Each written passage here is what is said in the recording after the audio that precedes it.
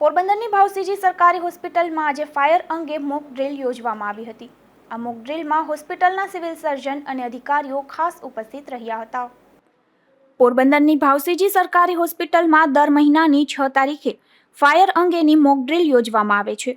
હોસ્પિટલના PM room ખાતે આજે હોસ્પિટલના સિવિલ સર્જન એવી તિવારી, આરએમઓ ડોક્ટર નિલેશ મકવાણા, એએચએ મહેતા અને ફાયર ઓફિસર યશ મોઢાની ઉપસ્થિતિમાં ફાયર અંગેની તાલીમ હોસ્પિટલના સ્ટાફ અને નર્સિંગના વિદ્યાર્થીઓને આપવામાં આવી હતી।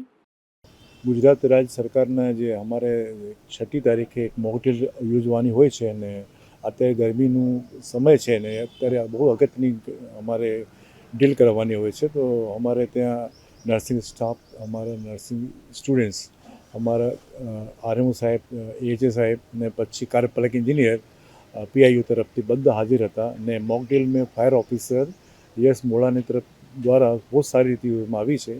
આગ જલાવીને એને કઈ રીતે કરવાનું છે એટલે દરેક પાસેથી હેન્ડ ઓન અમે આની એક્સરસાઇઝ કરાવી છે, જેથી ભવિષ્યમાં કંઈ થાય તો આનો જાતે અનુભવ રહે। એ અમારે અગત્યની ઘટના જે અમે જરૂરી હતી એ વાત અમે એમને પાસેથી કરાવી છે।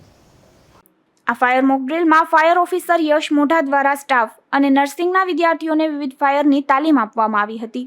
અશોક થાનકી, ગુજરાત ન્યૂઝ, પોરબંદર।